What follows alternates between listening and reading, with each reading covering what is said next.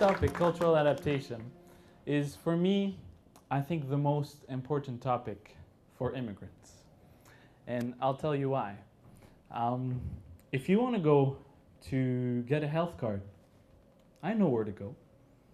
We're going to go to 300 Carlton Street, Health, Manitoba. You're going to go in. You're going to give your documents. It's going to take a few minutes. Then you're going to come out and you're going to have your health card. You want to culturally adapt. Which office do you go? There's no office. There's no places where you go in and then you go out. And here we go. You're culturally adapt. You're now Canadian. So it's a process. It takes a long time. It takes days. It takes months. It takes years. But the first step is here at Entry Program. The first step is talking about it, is thinking about this process. What am I going through? How does it work? What are the steps? How do I know that I'm in a new place? What's different about it? What's different as I look around, smell, eat, whatever, what's different? I want you to tell me. Language. The language.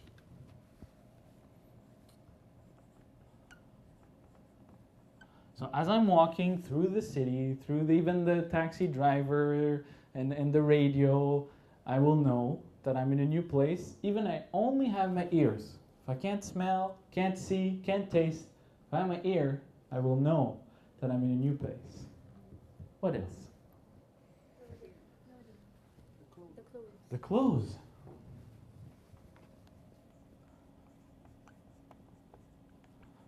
The clothes. So as I'm walking and looking outside, the way that the men, the women, the children, the elders, what they're wearing will be different than what I see here in Canada. Really good, thank you. Food. I was waiting for that one. My favorite. Food. Even if I only have my mouth, can't see, can't hear, can't smell, but I have my mouth, well, usually you need the smell to really taste. It's part of it. I will know I'm in a new place. Really good. What else? Weather. Yeah.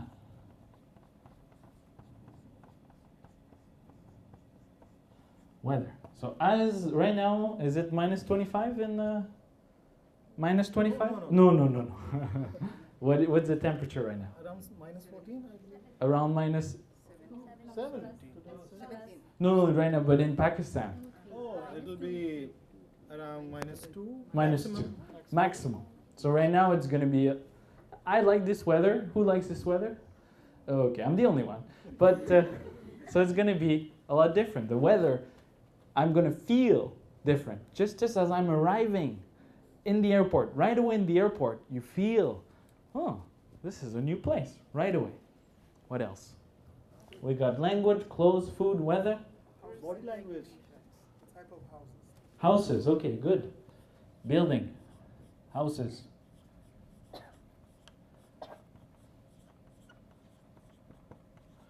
So as I walk through, look at the houses here, you know, we have buildings with stone, but we also like to use wood, right, to build houses.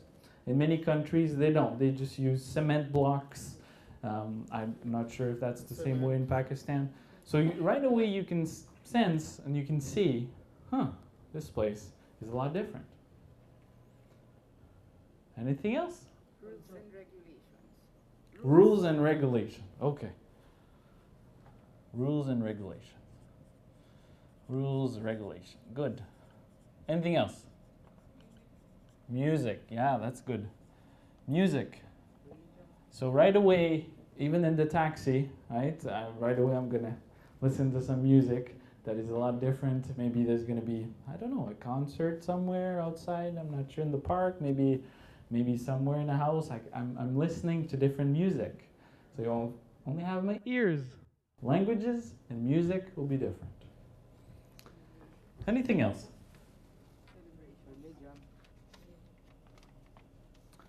I heard celebrations. That's a really good one. So if I arrive at some time where there's a festival going on or some sort of celebration where the whole city is celebrating something, I will right away see that it's a lot different. Anything else? I was saying the body language. Body language? Okay. I'm just going to draw a little something here. We'll put this one here. Body language.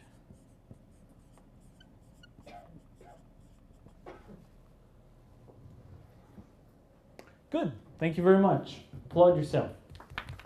Thank you for all this. So, I'm going to draw a little something as well here. Excuse me. Just give me a few seconds. Here we go. Has any of you seen the movie Titanic? Yes? Raise your hand if you've seen the movie Titanic. So what is this? What did I draw here? Yeah, I know, it's not the best, but hey, it's an iceberg. So maybe you understand what I'm trying to say here. What am I trying to say? I'm trying to say that culture is like an iceberg. When you get to Pakistan, right away, that first day, everything you said, language, clothes, food, weather, building, houses, music, body language rule, but celebration, most of the things that you will see and experience, that you will taste, that you will smell, that you will see, that you will hear, will be only 10% of Pakistan culture.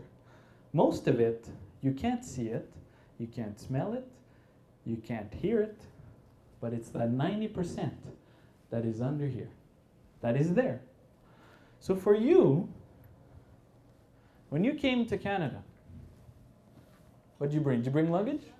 You did? Okay. What was in your luggage? Clothes. What else? Shoes. Food. Music. That's it? Food, clothes, and music. Huh? Documents. Money. Yeah, we didn't say money, but usually people right away, they say money. What else? That's it, right? So you brought your luggage, and then part of it, you brought your culture. But you brought a second kind of luggage. And it's this one here. It's the 90% that I can't say, when the officer saw you, he can't say, open this luggage. I want to see your 90% culture that you brought with you. Right? But he can, the other one, the food, the clothes, he was able to see it. So now, does that make sense a little bit? Yeah. We'll expand on this. So now, for you, now you know that you brought two types of luggage, one that I can see, the other one that I can't see. Now you arrived in a new place, right? Canada. So right away you could feel the weather was different.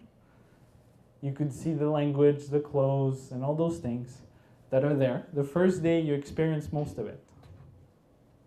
But now you have to learn about this 90% that you can't see, that is there. It's the Canadian culture. And you have to look. You have to look. The first step before you start analyzing Canadian culture, the first step is for you to look at that luggage that you brought. The one that I can't see, that you brought with you, open it up and look at it.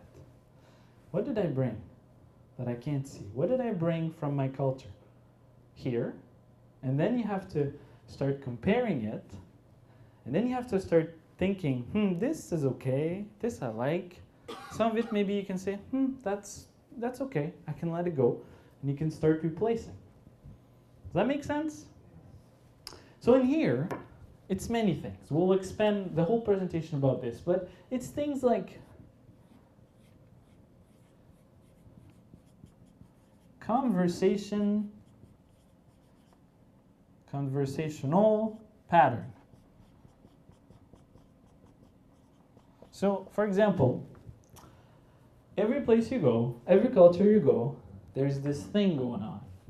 When you meet somebody, I say, two men, women, two women, we do a little dance, which is like, I say something, you say something, and then I say something, and then you say something. And in some culture, it's back and forth and back and forth and back and forth. For example, in some cultures, it's how are you? How's the wife? How's the kids?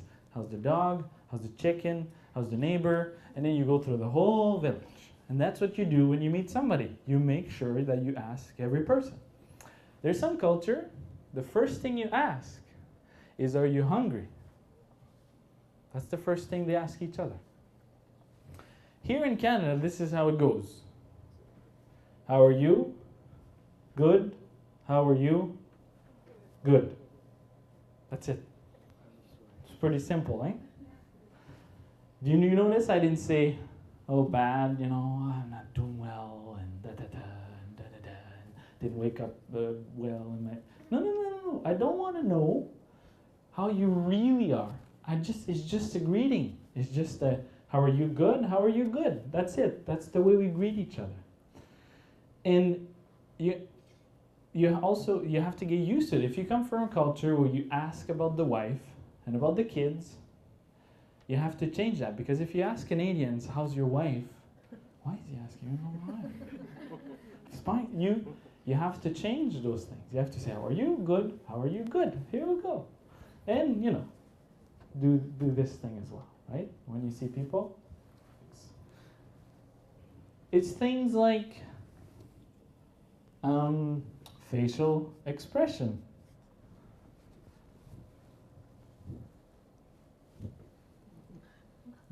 Our face. It says a lot of things. When I look at you, when I look at you, even if you haven't said anything, I'm already communicating with you. I'm already seeing something. You're already telling me something about you, just the way. We talked about body language, right? It has to do with it. And in Canada, I like to say we're not, but we're not. We're just content. We're okay. We're good. It's things like tolerance of pain. Those are things like in the culture, body language, conversation. This one is super deep. And I'll try to explain to you as best as I can. Is in every culture, there's a way you can express pain that is appropriate. As I said, sometimes I come here as a French interpreter. And I came here, I was a little late. That was a few years ago. That was like 5 years ago. I came and I was a little late. I came out the elevator, and there was two of my clients that were outside there. I was like, oh, why aren't you in the classroom right now? And the man said, wife and husband. The husband said, oh, my wife, she's not feeling too well. So we might go home. Or we might go to the hospital. Oh, the hospital, okay. See, the wife, she was pregnant. So we had to go.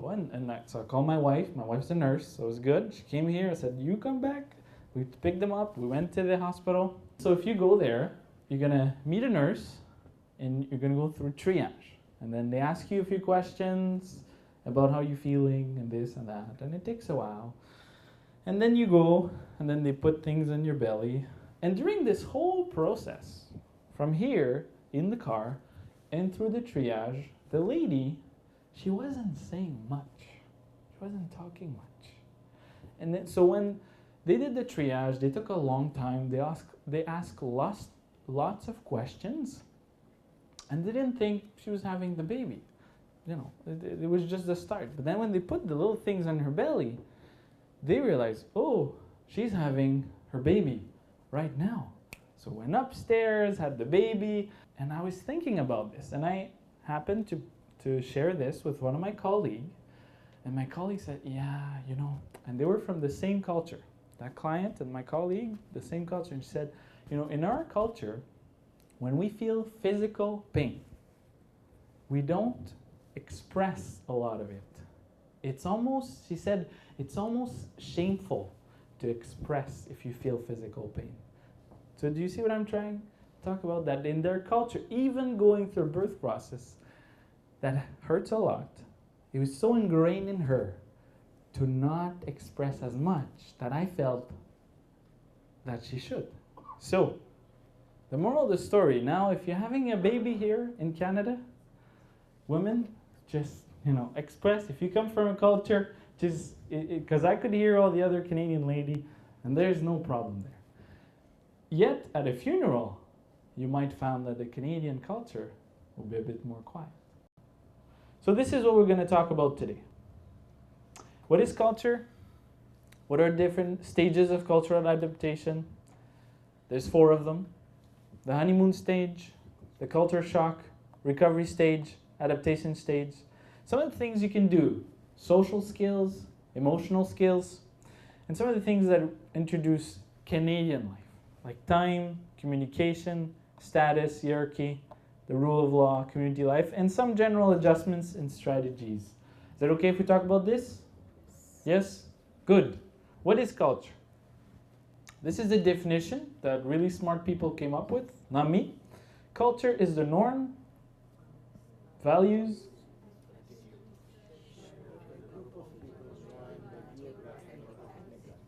perfect.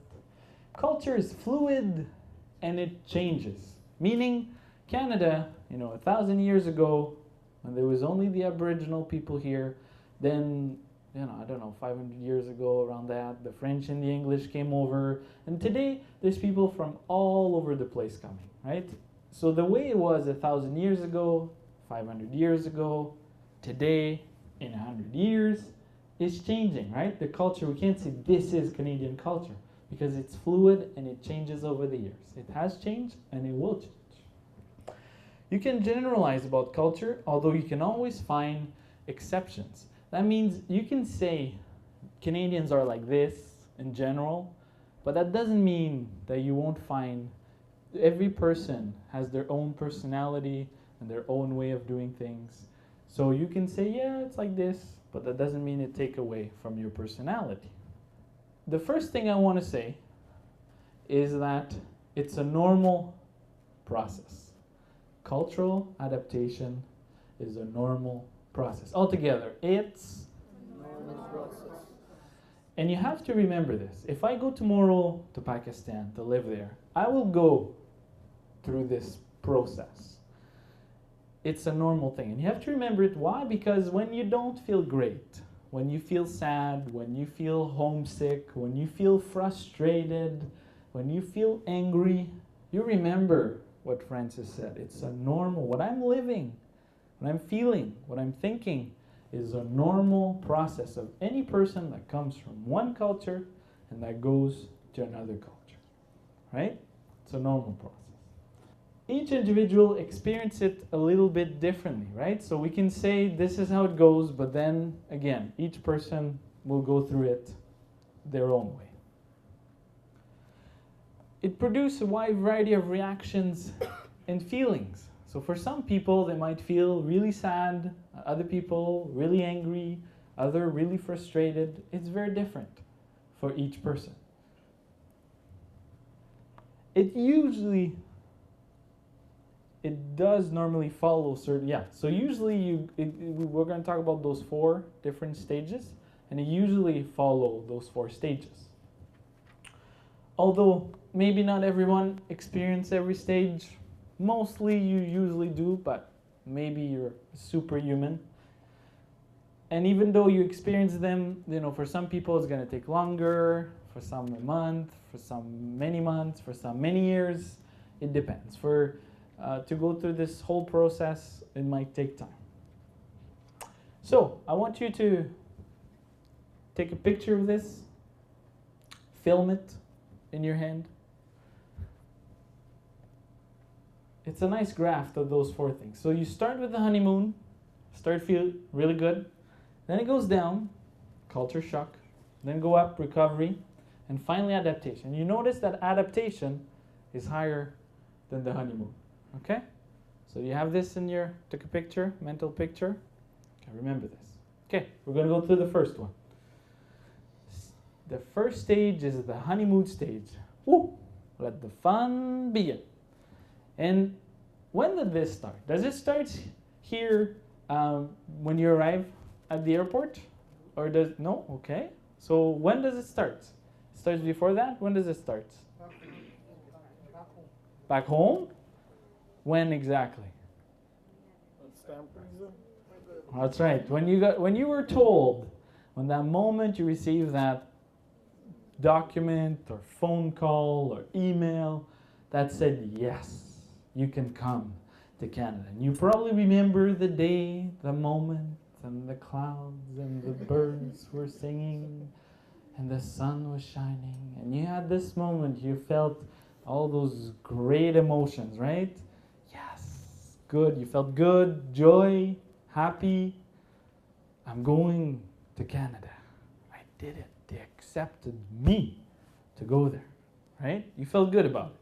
And then it kept going. It is the first stage, and then it's right at the arrival. When you got here in Winnipeg at the airport, the James Richardson Airport. And if you got here in winter time, maybe you started walking and then the door opened and you thought, I'm going back to my country. Maybe. But even that, even the cold, even the snow, it's kind of new. It's kind of exciting. You're wanting to know about it. You're wanting to feel it. You've heard about this cold and this snow, and you want to feel it.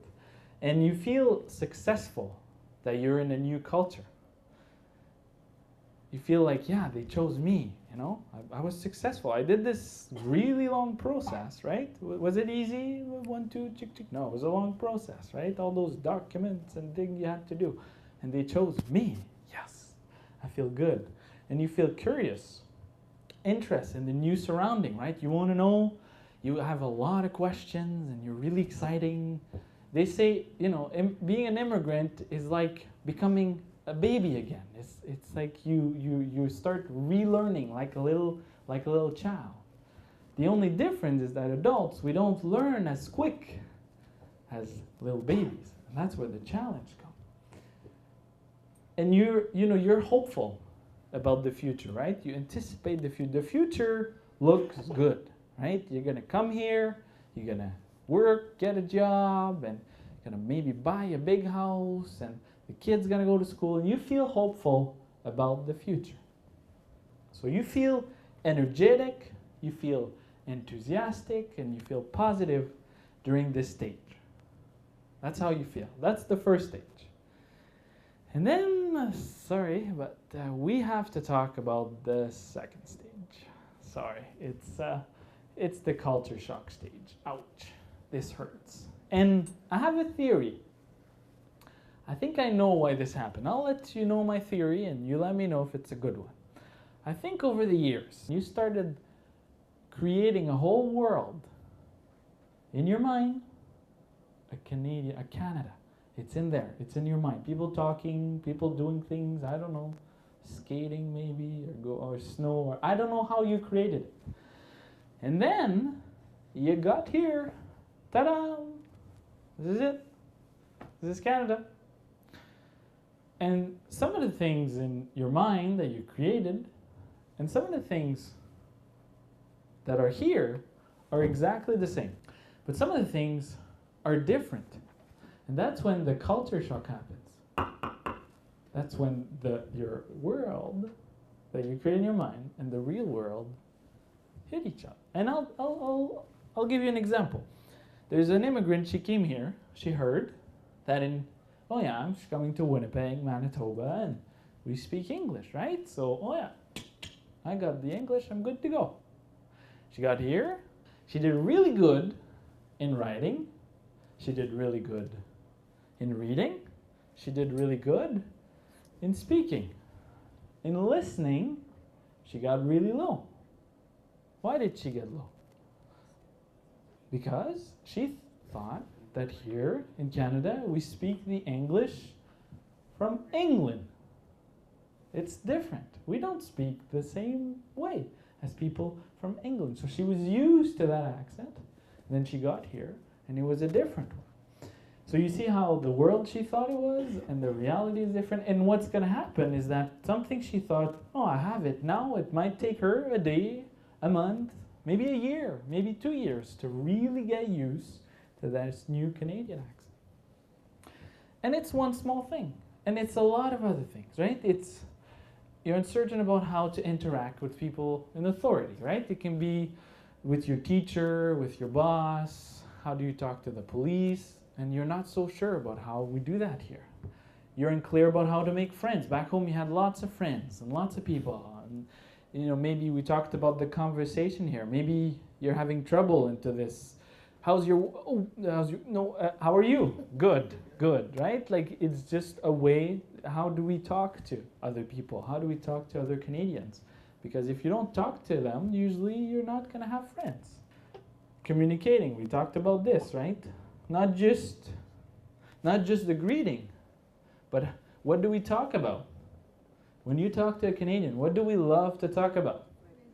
Weather. And what's the other thing? Sports, right? So right now you can talk about the Olympics. You can talk about, curling's going on here. That Jennifer Jones and that person. Yeah, those you need to learn about those things. And you can talk about the Jets and how they're doing well these days and with the new coach. And you have to know, even if you don't care, spend some time just reading about it, learning. So when you meet another Canadian, you have 3 things to say, and then you can have a conversation with them. And then it can become a friend later. You can start talking about other things, but it's a nice way to start.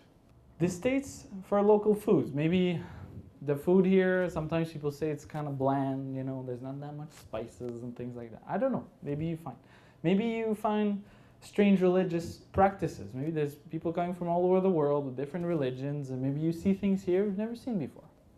I don't know. The educational system, right? The classroom etiquette. There's places in the world when you have a question, you have to stand up and say your question, right, to the teacher. Here, you shout it. You just say it, and that's kind of the way it goes. And we see teachers and students as partners in learning. We're learning together, right? And it's not the teacher and the students, and you come in and you take notes, and there's the exam. It's this thing that we do together, this partnership. It might be different than the way you went to school back home. You're disappointed in the new culture, right? You may find sometimes you say something, and they, what are you saying? And they repeat, and they become maybe impatient. And you might not like this. And you might find prejudice. Prejudice is everywhere. Even if Canada, we're tolerant, and there's still prejudice between groups, and you might find that. You might feel that. And so those things are a lot of small little things, but you pile them all up, and then you pile them with the bigger things, which are, finding rent, apartments. Maybe you had an idea of what you wanted. Maybe you've seen some pictures of what Canada and the apartments, and then you go here in Winnipeg and you visit the apartments, and I don't know, maybe it's not that great, and maybe you're disappointed with that. Maybe with your job, you went through the process, you had some points, and they told you maybe you have a profession, you're an engineer or a doctor, and you thought, I'll come here and I'll work, and then, there's all these things to do, and it might take me a long time, and that's disappointing. And all these things make that you feel those things. You feel anxious. You feel homesick, right? Homesick. You miss home. You're uncertain, right? Every immigrant at some point think this. Uncertain about whether to stay or return home. At some point, maybe you thought already about it, but you will. You will say, was this a good idea? Left all my friends, all my family for this? I don't know. You will think that. Remember, it's normal. Remember that? It's a normal thing. Anger, helpless, fear for safety. Confusions about which values you should choose. We talked about, right, that luggage. In there's beliefs and values that you brought with you. And then here, you will face other beliefs and other values. And if you have kids and you send them to school, they will hear other values and other beliefs. And they might come home and they'll tell you something. And you're like, I'm not so sure about this one. Oh, okay. So you have to decide which one do you choose, what's important for you, which value you want to keep, and which value you say, that's okay, I can let that one go. You feel like you don't belong. And those things, because of all of this that you're feeling, you might find yourself in more conflict. Conflict with your spouse, your partner, your kids, maybe at work, maybe your neighbors. You find yourself in a bit more conflict than the usual. And you're like, why am I so in conflict? That might be because of this, because of everything that you feel. But, I see you all have kind of sad faces. Remember the graph goes up again, right? Recovery stage and adaptation stage. So the recovery stage, but it takes time. It takes time. Some people, you might stay there for a while, and that's normal. But at some point, you start feeling better, right? You start understanding a bit more the new culture, you appreciate, and you're able to understand the resources. And here, it's like you have good days and you have bad days. So some days you come home and you're like, yes, I get this, I'm Canadian. And other days you come home and you're like, those Canadians, they're crazy, I don't get it. What? And you have good days and you have bad days. So you're sort of in the recovery stage. And finally, the adaptation stage. So finally, you get there. And you see, when you get there, it's kind of, at first, with the honeymoon, it's like we give you pink glasses and everything's great and you feel good, but it's pink, it's not the real thing. And then the culture shock, it's like you have like darker glasses, right? Like you don't see things, and at the end, it's like we give you the right prescription, the right glasses. You see the world around you, you see Canada, the way it is. It's more realistic. And they say you become bicultural. That means you have two identity. You have your Pakistan identity and you have your Canadian identity. Double identity, like James Bond. And what's great about it is that you can now, and if you stayed, let's say, in Pakistan, all your life in Pakistan, you only understand Pakistan from being there, right? From the inside. But now you have an outside perspective. Oh, this is how people see my country from the outside. And also, as Canadian, I like to say that immigrants are somewhat a little better than Canadian themselves. Why? Because you had this outside perspective of how do people see Canada from the outside and the international level. But now you also understand Canada from the inside. So it's almost like you're a little better than Canadians that are born here and raised here. But don't tell them. And nobody's going to know because this is not recorded. So this stage, you will feel confident, mature, flexible, and tolerant. Tolerance, I think, is a good thing. It means this is what I believe, those are my values, but I can understand why other people have different, and I'm also curious about why do other people think this way and believe this way. So you're tolerant, not just I'm over here, you're over there, but you also, I'm curious about why do you believe things, and then you stay where you are. So I think it's a good thing. So we talked about those four stages, right? And you know where you are. You know where you are. I'm not going to ask you which stage you are, but you know where you are. And now we're going to talk about some of the things you can do and before that, I just want to say, it might take a while, right? Those four stages, there's one immigrant, it says, he said that it took him 30 years to really feel like he was starting to coming out of the culture shock. 30 years. It's not going to happen to you. 30 years ago, things were very different. There was no entry program and all those resources. But, he said one day he woke up, he looked himself in the mirror, and he's like, I have to start adapting to this country, right? So it took a long time. That's the extreme. But I just want to tell you that it's not something that happens like this. So now the social skills, right? Learn about Canada. The holiday, the practices, the social custom. Right now, what's going to happen Friday or Monday, we have a holiday. What is it? That's right, Louis Riel Day. Who's Louis Riel? What did he do? What's the festival? Festival du Voyageur, right? They grow beard and stuff, right? In St. Boniface. You can go and you can check it out and go on the internet and Google it. And every time there's something happening in Winnipeg, some sort of festival, learn about it and go and maybe take a special day, a special trip to go there. and check it out. And there's things that are really, really Manitoban. For example, a social. Do you know what a social is? You heard of social? Social is, if I'm getting married, and I want to do this thing where I sell tickets to all of you, and then you come, and we have some time, music, food, and then I get money so I can pay for my wedding. That's called a social. And it's a real Manitoban thing. If you go to other provinces, they're like, what's that? What's a social? I've never heard about this. So there's things that are just from this province. So if you're invited to social, sure, go. Go and explore, and this is what you do, and then you learn about it. And every time's a holiday come, and spend time in conversation, right, with other Canadians. Whatever, they ask questions, and they'll help you, and they'll tell you. Use the media. I say, one night watch CBC, the other night watch Global, the other night watch APTN, if you speak French, Radio Canada.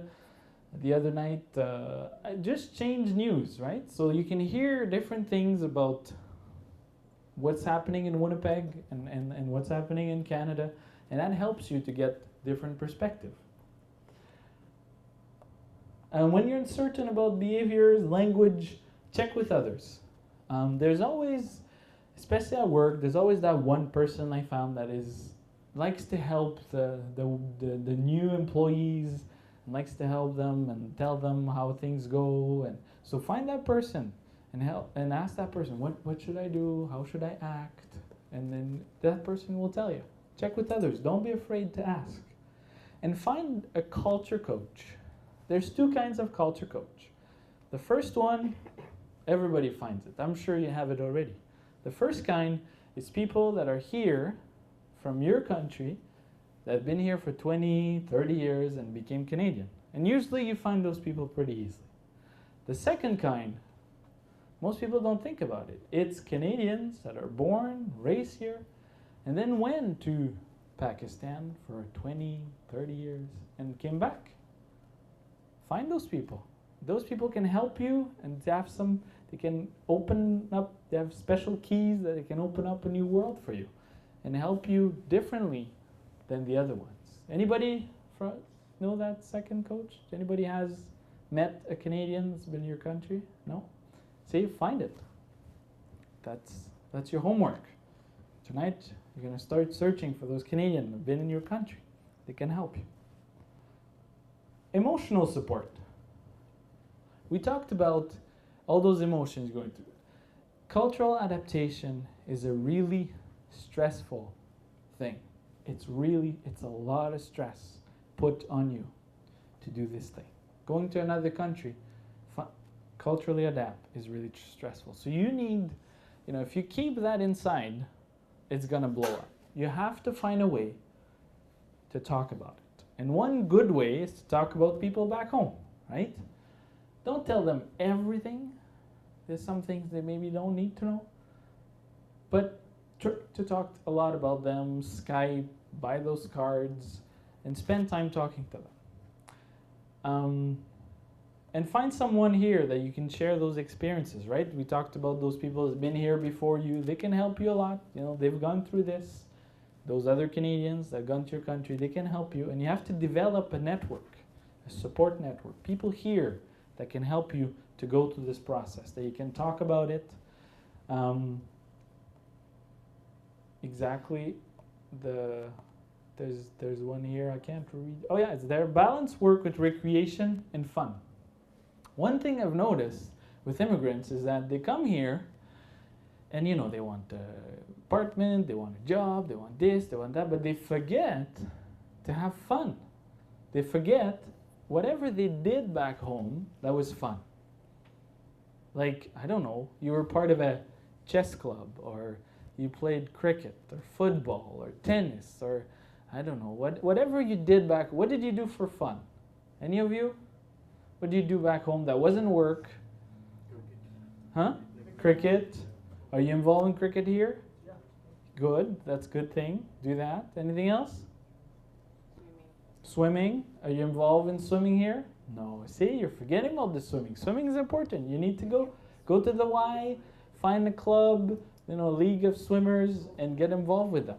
It's really important to reconnect with that part of you. Whatever you did back home, there's people here doing that, for sure. I haven't found somebody that says, we do this back home, but we don't do it here. And seek professional support, right? There's a lot of professional support out there. If you're in a crisis, there's people that you can go and you can talk to. Some of them, many organizations for free. Some of them you might have to pay. But there's a lot of organization out there that can help you. Okay? So this is my new slide. It's a lot of drawing. But I really like it. It sort of explains a little bit the two paths. There's two paths that you can take, and that people take that goes to a new place, right? The first one, if you're open, accepting, you're trusting, and then you get this culture shock, frustration, confusion, tension, embarrassment. But if you stay and you observe, you listen, you inquire, at the end, you're going to create a rapport and understanding. That means you're going to become Canadian, and you will get through this. And at the end, it's going to be good. But if you choose the other one, right, suspicion, fear, prejudice, you go through culture shock, then you start criticizing those Canadians are like this, and then you isolate yourself. You stay home, and you just maybe talk to the person that came with you or the people from your group, and then you alienate and isolate yourself. You just kind of stay. That's not a good way to immigrate. So this is a whole bunch of drugs, but the main thing is this word is the most important. Choice. You have a choice. When you start feeling that culture shock, what do? Do you just stay home and oh no, and then you stay, or you choose, you say, no, I'm going to get out, and I'm not feeling the best, but I'm going to get out there, and it's going to work, and I'm going to talk to people, and you might fall in, and they say you fall, you stand up again. And that's your choice. And it's a daily choice. Every day, what you're going to do about what you're feeling. And at the end, if you choose always to go out there, at the end, it's going to be a successful immigration story, right? There's successful and there's less successful. And there's people that you can meet here that you're like, this person, I think she just kind of isolated herself and then lived in her own little bubble. And you might feel people that you're like, oh yeah, this person, she got it, or he got it. So, now we're going to talk about some of the things that are Canadian. How do Canadians see time, right? How do we see time? How do we see this thing, right? I'm looking at the clock right now. Every couple minutes, it's 30, 31, 32, 33, 34, 35, 36. We're obsessed with it, right? We're always looking at our clock, and we're always thinking, okay, I got to do this between this and that time, from 10:45 to 12, then I got lunch from 12 to 12:45, then I'm here from 12:45 until 2:15, and it's like I have a calendar. When I wake up in the morning, I know exactly what I'm going to do from that time to that time. We see it something as valuable, scarce. There's not much time in a day, and I got to get the most out of this time. And this is important.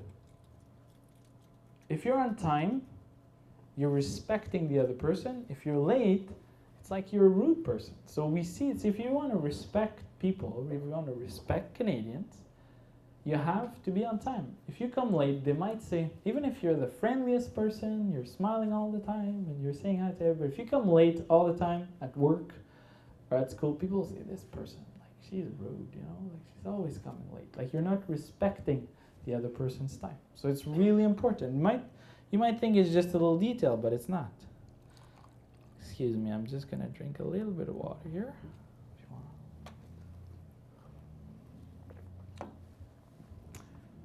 So always come a few minutes before the start. We say 10, 15 minutes before. So if you start at 9 o'clock here, try to get here at 8:50, 8:45.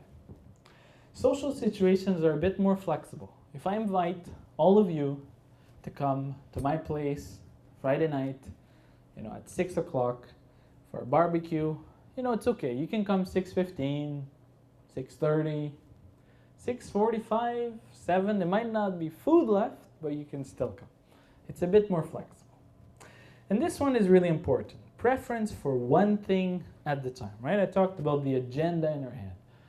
Right now I'm here, and I'm doing a presentation about cultural adaptation until 2:15. That's what I'm doing. And then I go to work, I do my work, and then I get home, and that's a time with my family and my friends. We don't mix the two. And it's important because in some culture, you can mix things. At work, you can receive friends or family, and there's no problem.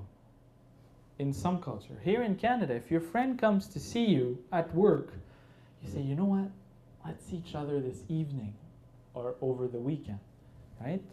We don't mix things together. There's work, and then there's personal, family, and friends life.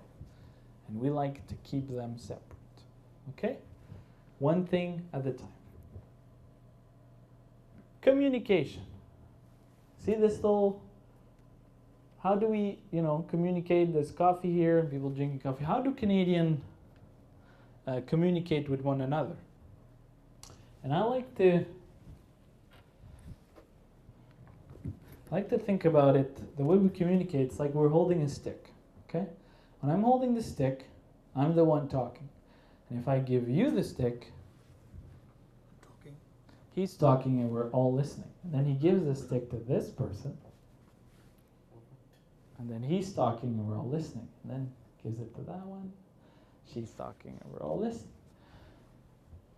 This is kind of how we communicate, one person at a time.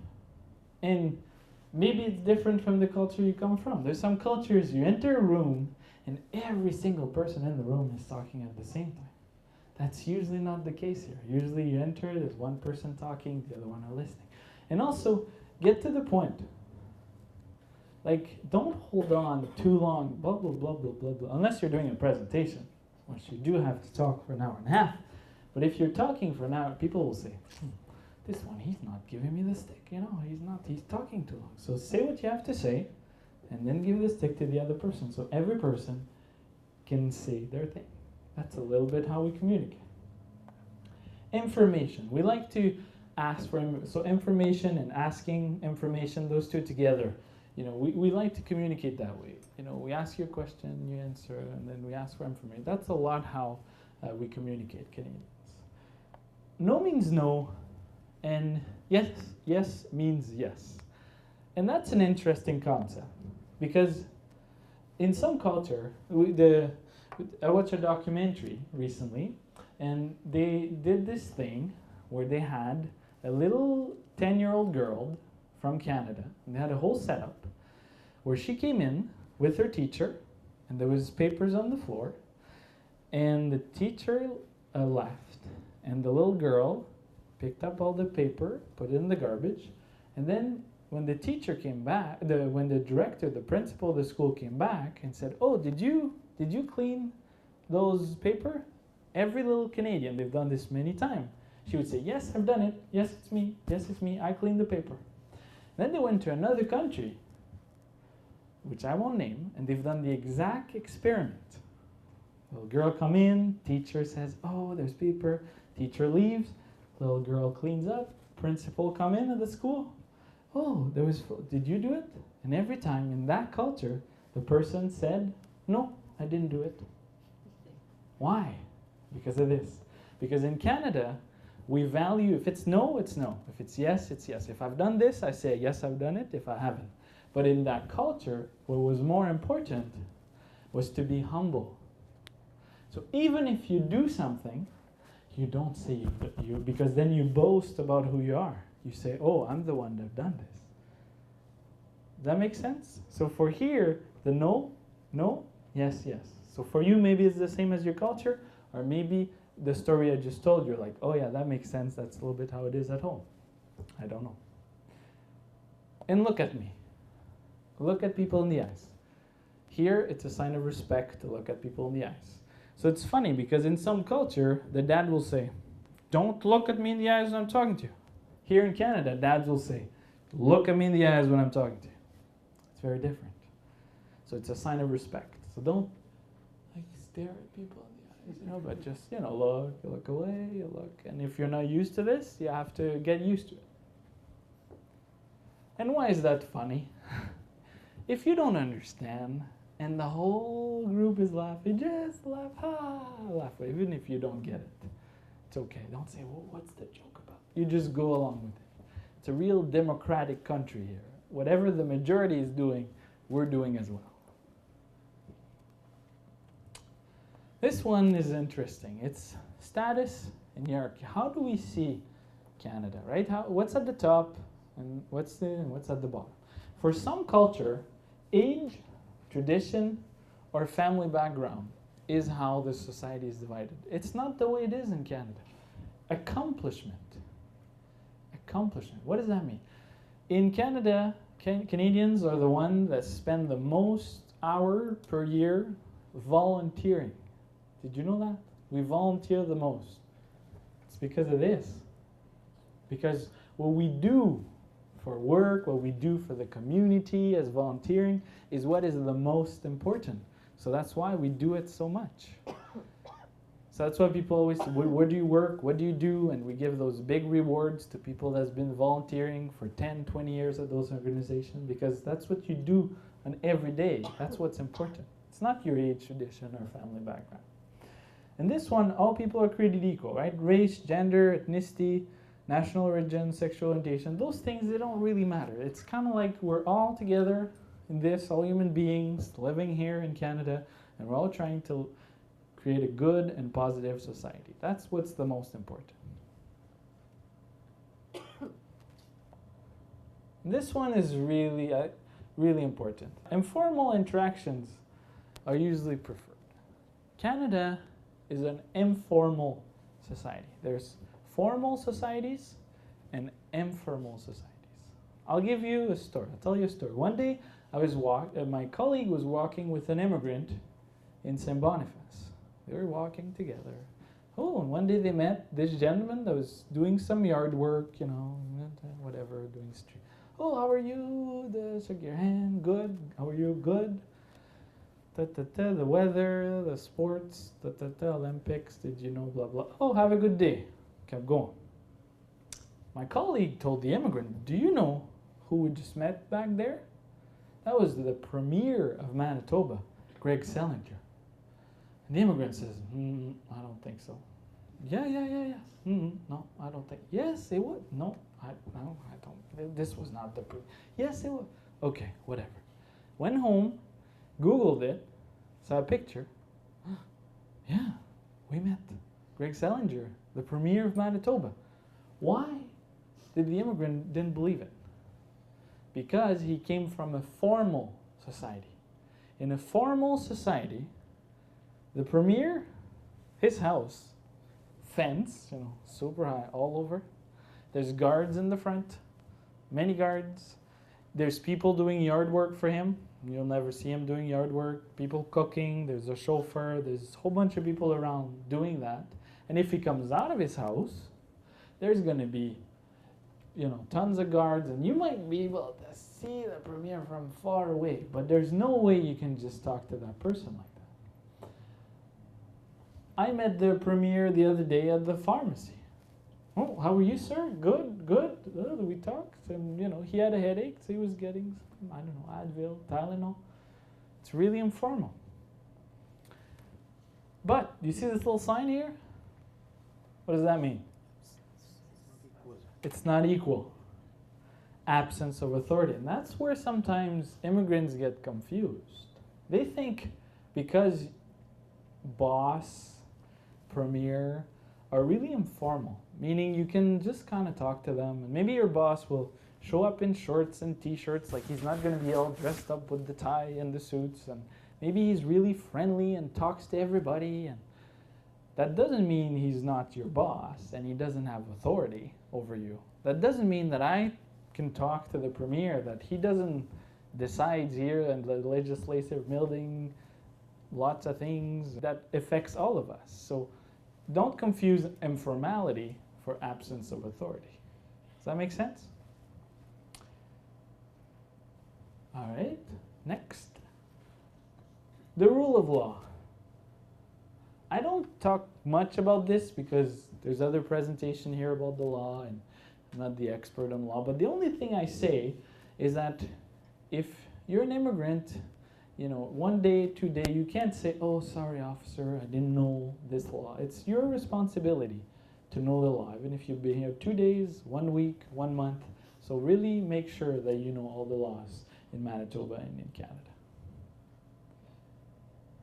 The community life. There's the shared space and the individual space, right? Right now, you come here to entry program and we're all sharing this space together. And there's rules and regulations for this place. When you share the bus, there's rules, right? There's rules and nobody's going to tell you those are the rules, but when you get out of the bus, you go in the back. When you get on the bus, you wait for the people to come out and then you come in. And you have to learn all those small little rules at work, at school, when you're waiting for the bus. And that's where you can ask a lot of questions to other people here at entry program and you have to learn them. Right? The 3 R's, respect, responsibility, and the rules apply for everyone. And then the individual space, when you get home, right? That's your own private individual space. But after 11 o'clock, it's quiet. If you TV, try to, you know, put it down. The music, maybe put it down. I always say if you have a party, big party, tell your neighbors, you know, maybe invite them to the party so then they don't call the police on you, because if the police comes to your party, it's a pretty big fine, right? They'll say, no, this is the end and you're going to receive a big fine. So make sure when you get home, it's your individual space, but respect your neighbors and be quiet. So finally, this is my last slide, and the general things you can do. The first thing is take care of yourself physically. Do you know that immigrants, when they get here, they're healthier than the average Canadian? Did you know that? That you're all healthier than the average Canadian. But in 5 years from now, you will be the same as Canadian. Interesting, eh? Why is it? What's up with Canadian? Why aren't we not that healthy? Well, we have, first of all, bad habits, you know, the drinking, the smoking, and all these things. But mainly, this is the day in a Canadian life. You wake up, turn on the coffee, maybe the news, eat, turn on the car from far away, get into your car, drive, who knows, an hour, 45 minutes, get to work, turn on the computer, sit, answer the phone, go for lunch, eat the burger, come back, sit in front of the computer, answer the phone, get into your car, drive home, arrive home, watch TV, eat, maybe eat some chips before you go to bed, and then you go to bed. We don't move. We don't move. Those things, those 2 legs, we don't use them. And that's why we're not really active. So for you, you have to do those things where, for me, for example, I don't take the elevator. To me, elevator for people in a wheelchair. I always take the stairs, up and down. And it's a small thing, but if I do it every day, if I work at entry program and you go up and down the stairs 10 times in a day, that's activity. So you have to do those. That's why people bike to work. You know, even in this kind of weather, do you believe there's people that bike to work? So they instead of sitting in their car for 1 hour, they bike. And for you, you have to do things like I was talking about, whatever you did for fun, cricket, tennis, swimming. Do those things. Go to the Y. They have good family discounts for the whole family.